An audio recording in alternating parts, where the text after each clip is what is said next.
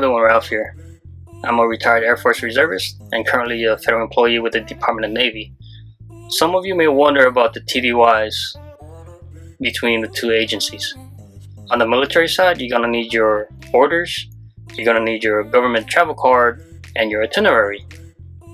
With mode of transportation, and if you have to fly somewhere, most likely it'll be on a military aircraft. And sometimes it'll be on a commercial airliner, depending on what's authorized on your orders. Now, if the distance is reasonable to drive, the unit sometimes have their own vehicles to use, or they'll request for a 16 passenger, 12 passenger, or whatever is required. And there are on occasion that people can use their personal vehicles. But again, it depends on what you're authorized. Now with lodging, it's pretty much what your itinerary says. If you're on base, of course, you hear that term RHIP, rank has its privileges. So if you're E7 and above, you're most likely getting your own room and some type of suite. For the lower ranking folks, usually they're sharing a room and sharing a bathroom between the two rooms. That was my experience anyway. Now when you're at your TDY location, you're going to have a set schedule with the hours that you have to work. It could be day shift, swing shift, or mid shift if you have them. Of course, during TDYs, times are flexible. Day shift usually works their full hours, and swing shift depends how the planes come back. If all of them come back with no issues, all they have to do is tighten everything up, make sure it's ready for the next mission for the next day, and they would be done for the day. So it varies on the night shift. That is from my experience as a maintainer.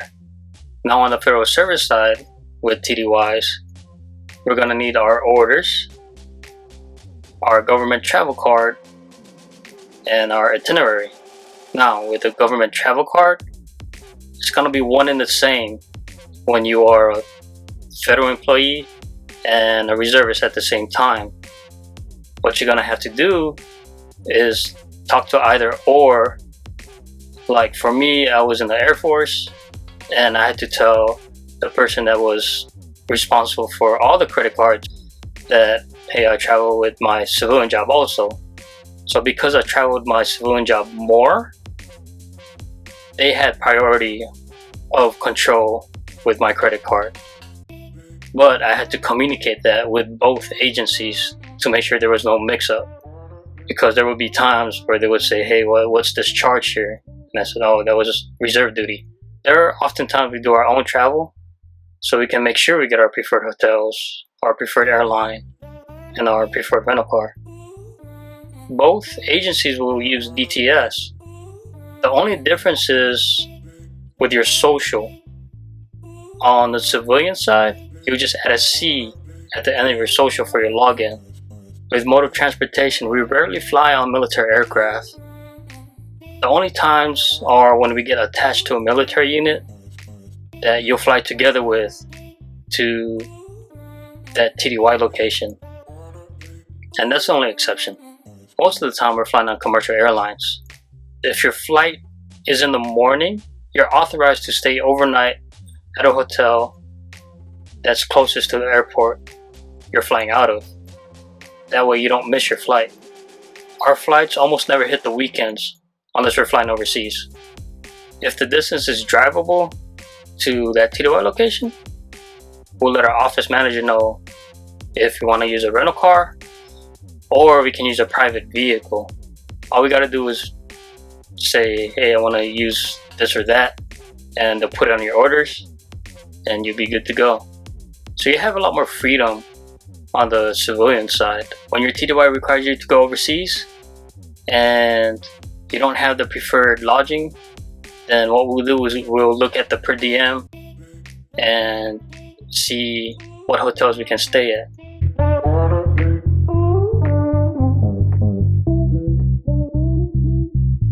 With TDYs on the federal service side, a lot of times you're requested. I was an instructor, and depending on the country, depending on where I had to go, I would have to price everything. The flight, rent a car, taxis, because some countries where we weren't allowed to drive, and the hotels, our per diem, and our hourly rate. Not what's on our paychecks, but what the federal required of our hourly rate. When I complete that, I'll send back that information, and that country will either say yes or no. Most of the time they say yes. So once they say yes, we'll schedule a date, and then I'm off. Another example would be Guam. The gunner called me and said, hey, can you come over here and train our personnel and get in the weeds with everything? And I said, sure. Because there were US Navy personnel, I didn't have to do a cost estimate. The schedules at our TDY location can be negotiable. For example, I was in Canada teaching the Canadian Air Force, and I told the students, if you're engaged, we can make the class short. If you're not, you can make it long. When I had to go to Guam and train their Navy personnel, I had to ask the gunner, said, hey, I don't want to interfere with your PT, your daily missions, and your daily taskings. So we agreed on 10 a.m. to 2 p.m., which of course, during that week, it depends on how the flow is for that day. Completing our travel voucher, I remember on the Air Force side, I had to do everything on my own. On the civil service side, I had to just grab all my receipts and give it to our office manager.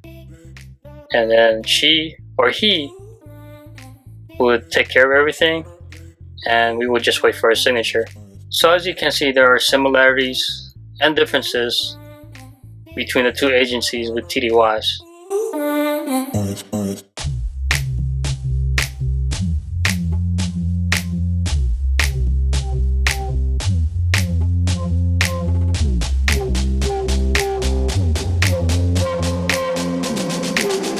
Thanks for watching. Thanks for listening. Y'all stay safe, and God bless.